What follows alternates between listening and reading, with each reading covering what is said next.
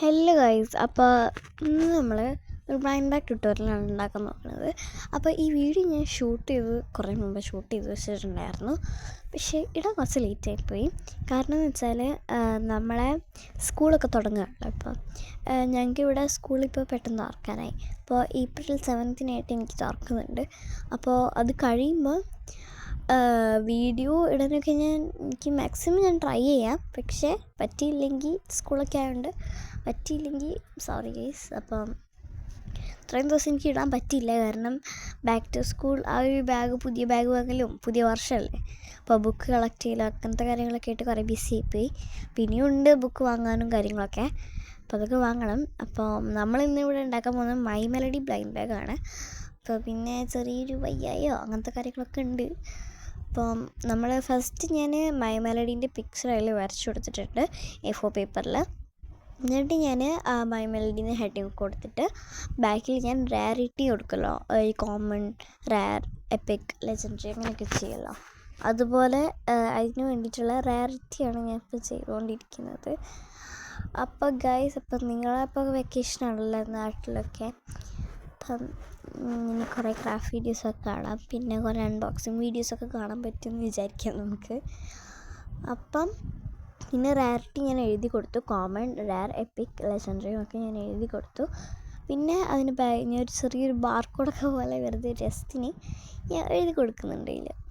ഇനി നമുക്ക് അതിൻ്റെ ഉള്ളിൽ വെക്കാൻ പറ്റിയ പേപ്പർ സ്ക്വിഷീസും കാര്യങ്ങളൊക്കെ നോക്കാം. അപ്പോൾ പേപ്പർ സ്ക്വിഷിയാണ് നമ്മളിപ്പോൾ ഉണ്ടാക്കാൻ പോണത്. അപ്പോൾ അതിനായിട്ട് ഞാനൊരു പേപ്പർ ഇതുപോലെ ഒന്ന് ഫോൾഡ് ചെയ്ത് കൊടുത്തിട്ട് അതിന് മുകളിൽ മൈ മെലഡി വരച്ചെടുത്തു.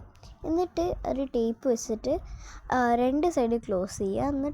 എന്നിട്ട് ഒരു ഓപ്പൺ സൈഡ് ഉണ്ടാവുമല്ലോ, ആ സൈഡിൽ കോട്ടൺ നിങ്ങൾ സ്റ്റഫ് ചെയ്ത് കൊടുക്കുക. കോട്ടൺ നമ്മൾ പഞ്ഞി. ഓക്കെ, ഞാൻ എൻ്റെ അനിയൻ്റെ ഏതോ പാവക്കുട്ടീൻ്റെ അടുത്തുനിന്നാണ് എടുത്തത്.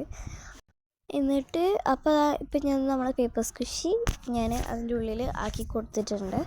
ഇതാണ് നമ്മളെ കോട്ടൺ. ഇതിൽ ഞാൻ അത്യാവശ്യം നല്ല എമൗണ്ടൊക്കെ ഇട്ട് കൊടുക്കുന്നുണ്ട്.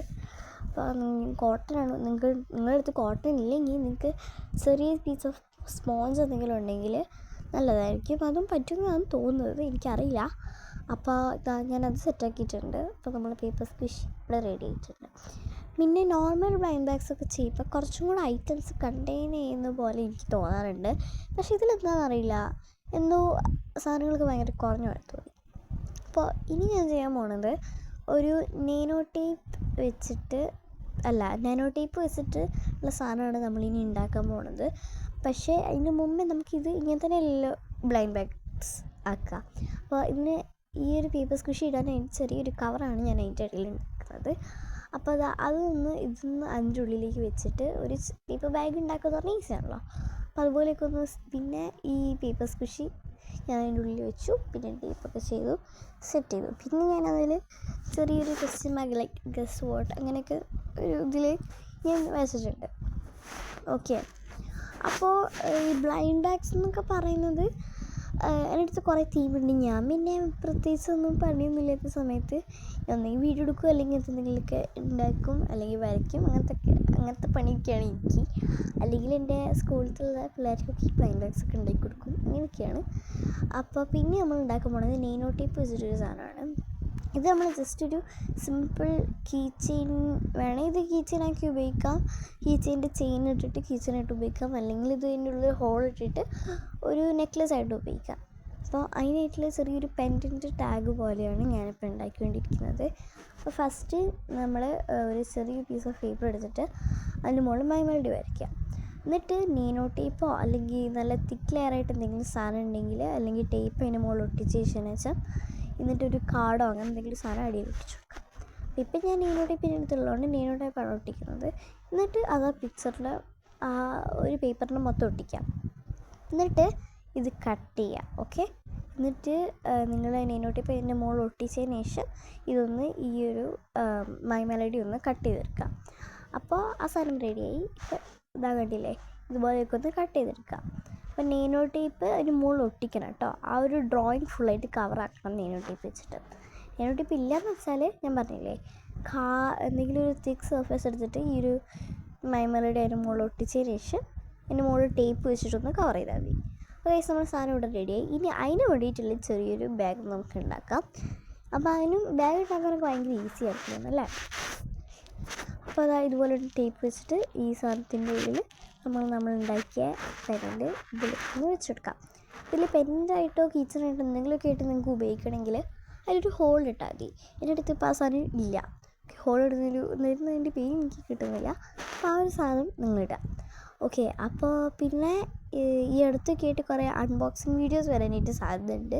ഞാൻ കുറേ ഓർഡർ കൊടുത്തിട്ടുണ്ട്, അപ്പം അതുകൊണ്ടാണ് പറഞ്ഞത്. അപ്പോൾ നമ്മളെ സാധനം ഇവിടെ റെഡിയായി. പിന്നെ ഇതിൻ്റെ മുകളിൽ ക്വസ്റ്റ്യൻ മാർക്കും കാര്യങ്ങളൊക്കെ ഇട്ടിട്ട് സെറ്റാക്കുന്നുണ്ട്.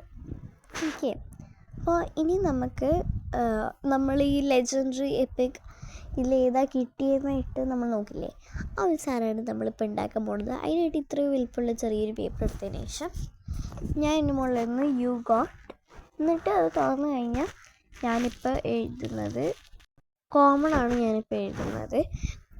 കോമൺ ആണ് നമ്മൾക്കിപ്പോൾ കിട്ടിയിരിക്കുന്നത്. കാരണം ദിസ് ബാർലി കണ്ടെയ്ൻസ് എനിത്തിങ്.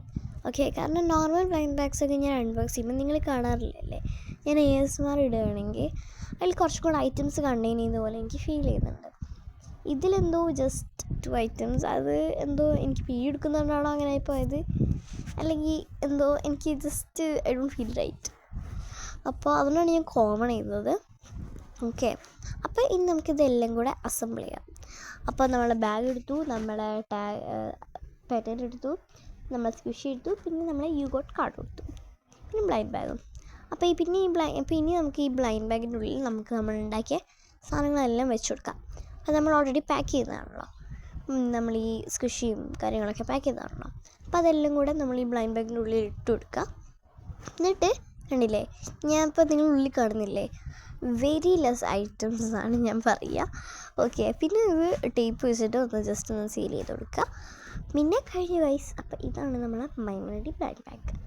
അപ്പോൾ ഇതിൽ നിങ്ങൾക്ക് വേണമെങ്കിൽ കുറച്ചും കൂടെ ഐറ്റംസ് നിങ്ങൾക്ക് ആഡ് ചെയ്യാം കേട്ടോ. ഇതിപ്പോൾ ഞാൻ വീഡിയോ എടുക്കുന്നതുകൊണ്ടാണോ ഇത്രയും കുറഞ്ഞു പോയത് എന്താണെന്ന് എനിക്കറിയില്ല. എനിക്കെന്തോ ഒരു പ്രശ്നം പറ്റിയിട്ടുണ്ടായിരുന്നു. അപ്പോൾ ലൈക്ക് ചെയ്യുക, ഷെയർ ചെയ്യുക.